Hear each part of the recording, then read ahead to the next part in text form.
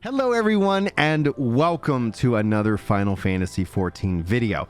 My name is Brian if you happen to be new to my channel, and I've been advocating for Final Fantasy to come to the Xbox for a very long time, and that time has finally come. And I see a lot of comments, especially on my Final Fantasy Xbox setup video, asking about the controller. And while I do have a big epic ultimate controller guide video already on this channel, I'm going to try to make this a little bit more concise and to the point for what you're needing, especially when getting started. But that's not to say, if you have any other questions, you can always sound off in the comments below. You can check the top link in the Discord, or to find the Discord link, and also the podcast and more if you're curious and you want to get more involved in the content and community here at the channel. But all those plugs aside, I just appreciate you being here, so I'm not going to try to waste any time.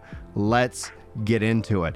Let's start with the basics, and especially when we talk about targeting, I think that's going to be something very critical and interesting. One of the nice things about targeting in this game is that if you're ever near an NPC, you can always just press the A button. This also works for enemies as well, but just note that if you're ever in a crowd of people and you're trying to hit a target, it's actually very easy to just do that. It's like basically a target nearest option.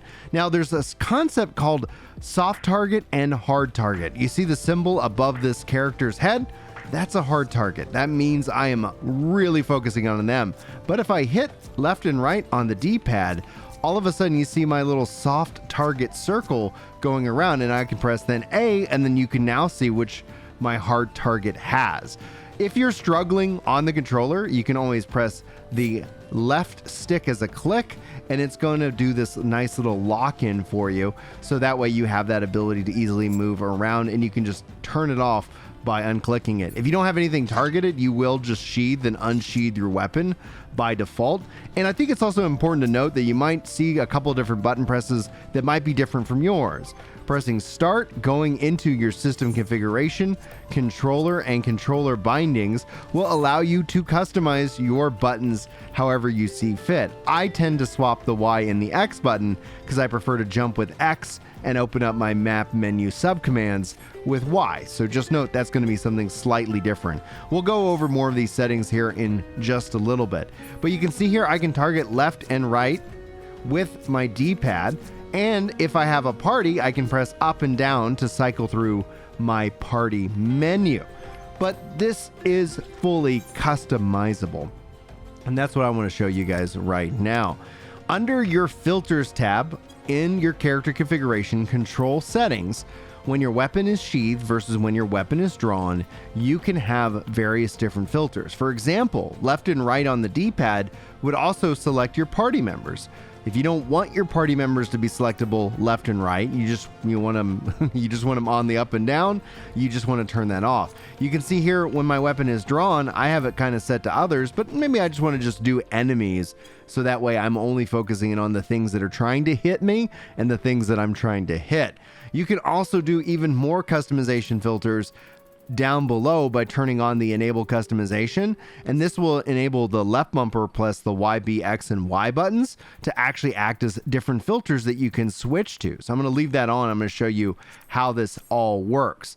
Just like I said, you can hold down left bumper, A, B, X, and Y, and you can see down right by my HP, you can see exactly what filter I'm using. This will then only target enemies, so this player that's running by cannot be targeted. But if I go into my all, now left and right on the D-pad allows me to target them and others. So it actually works out in your favor. So find a filter that really works for your play style, because that's going to be one of the most, like, I guess, annoyances for new players, is that when you're trying to target the right target and you're not doing so. Now, under character configuration, there's a few other things I'd like to kind of highlight, and that kind of comes into new settings that they have added. Auto target settings. Auto target according to priority, either line of sight or closest range. So this is for certain abilities that require you to have a target, and if you don't have one selected, the ability will fail. This will just allow you to make sure that that ability is going off. I personally recommend it, but that is something you can play around with. You can also look at automatically lock on target when initiating your auto attack. That is that left 3 click button on its own. So just note that if you want to have this happen automatically, you can do so in this case. But let's go ahead and get into a fight. Let me show you guys the basics of combat. You're going to auto attack, and you can see that symbol now above the hard target circling, and that's going to indicate my hard target attack. I'm going to go and switch targets now, and I need to press A to make sure that that symbol is switching, so I am attacking. Now, that's just my auto attack. You have abilities, and you want to hold down your left trigger or your right trigger to access these. And there's additional hotbars that you can access, and I'll show you that here in a second. But as you're getting started and you're learning these skills, it's not going to be as important. You'll see any abilities that combo kind of light up on the screen. As you can see here with my Fast Blade Riot Blade combo. And just executing the abilities by holding it. Now let's say I want to rearrange some of these abilities. I want to bring that stun that is on my up button on the D-pad, because you got to think about it. If I hold down the right trigger, up, down, left, right, A, B, X, Y becomes these 8 buttons. If I go to the left trigger, I can sprint, I can emote. I've got my auto attack and teleport by default. Let's move things around. If you're ever holding down the left or the right trigger, you just press select.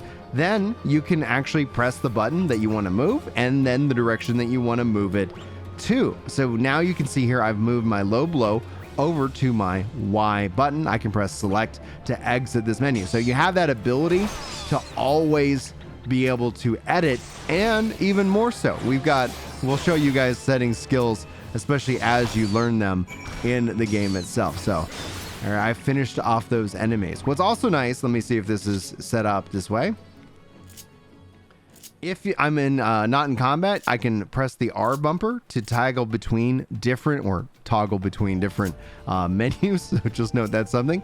If I'm in combat, I can, and I'm holding down the left and the right trigger, I can use the right bumper and right trigger to hard lock target another enemy. So if I was aggroing all 3 of these enemies and wanted to easily filter, you can do so. Again, left and right will do that, but you see the soft lock versus the hard lock happening in this case, and I can just cycle all these different enemies. So the targeting, this will hopefully make targeting easy for you now. Now, earlier I alluded to the Elite Series 2 that I am using with the back paddles.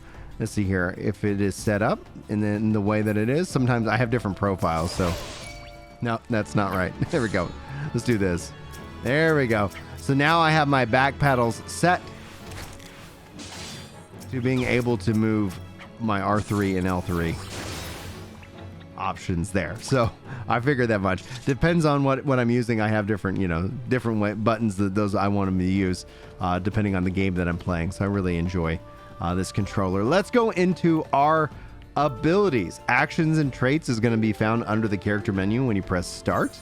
And you're going to see your actions as well alongside your role actions for the class that you have and the abilities that you want to equip. Now, on any of these, you want to press your sub-command menu button. By default, that's X. For me, it is Y.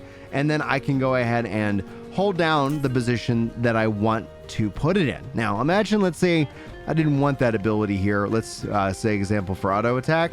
I'm going to hit select. I'm going to edit, and I'm going to press it twice. And now I have deleted that option. So that is targeting, that is setting abilities. Let's talk about navigating the UI. A couple of things you want to know. You can always press Y to bring up your map and press Y to close it. That's pretty straightforward and simple. And I say Y for you, by default it's X. Anyway, I'll try to do my best to keep translating. To navigate different UI options, you press the select button, and this will help tab you between the different UIs on it. So in this case, the current main scenario quest, well, this will tell you where you need to go to advance the story.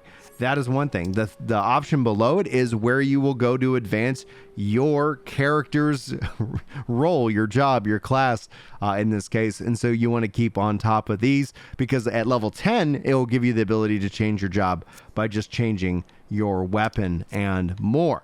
Then if you want to get down into the chat options, you can do so there, or pressing it a third time will take you over into your quest log. This is just a nice little simple shortcut to getting there. You can always get to all of these options via the start menu. And as you play the game, more and more of these features will unlock, like your mounts and so much more.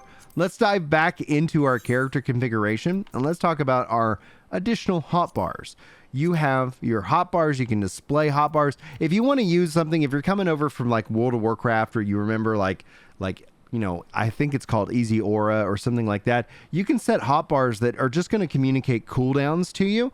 And that's where I think my Ultimate Controller Guide and controller guides really help out new players. So I'm not going to rehash that there, but just note there's a lot you can do with this UI. You can make it as clean and free as you want, or as cumbersome and overwhelming as you need.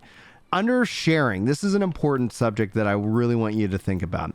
As you start to unlock new jobs, new classes, so let's say you want to go, you start off as an archer and you want to go and check out Dragoon, like all of those things are viable in this game. However, your skills and abilities, this is what sharing means. Hotbar and cross hotbar. So cross hotbar is for the controller players. Hotbar is just your hotbars that are on the screen, whether you're using keyboard or mouse and more. If it is shared, that means no matter what job, what class you pick, those skills will be on that hotbar no matter what, on that cross hotbar no matter what. So here, hotbar 1, 2, and 3 for my cross hotbar are going to be job class specific. So if I change it, all those abilities that I've set are going to be wiped out. Everything on 4, 5, 6, 7, and 8 are going to be shared. So keep that in mind. Going over into cross, I have that always enabled to cross hotbar. Here's something where it comes down to hand dexterity. If you're struggling, check out toggled or mixed mode. It's going to take some options off the table with the expanded cross hotbar, but if I'm in toggle, you can see I just click the right trigger, and now all of my options are lit up until I click it again. So it says I'm active, and then I'm not active in this case. So that's something that's really a great little option for players as well. Toggle, this is the mixed mode. That's toggle I just showed you. In mixed mode, you can hold, and if you hold and release, it acts just as your normal mode. You'll get into trouble on mixed is if you tap it. So it basically is blending the two where you want to hold and press. Generally speaking, when you get more comfortable with the game and its settings, hold tends to be something I prefer because it gives you a lot more options to play around with. Then as we go into custom, you can enable expanded controls and the W cross hotbar controls on the in the game as well. Now, if I go ahead and apply these changes, all of a sudden we're going to see a few new things. If I double tap, all of a sudden I've got new abilities, and you can choose to keep these things on your screen at all times. If I hold right trigger and then left trigger, I get a whole additional cross hotbar. But if I hold left trigger and then right trigger, I do the same thing again. Now, by default, it is setting up itself to hotbars 8 left and right, and that is something that you should kind of play around with. Under the display, I'm going to scroll down, and I want to display both the pet hotbar and cross hotbar. Display only the pet hotbar. I want to look at over here where it says, I want to say hide unassigned slots. That's a very nice feature to say. And under the cross hotbar, I think maybe it's below here. Yes, always display the W cross hotbar.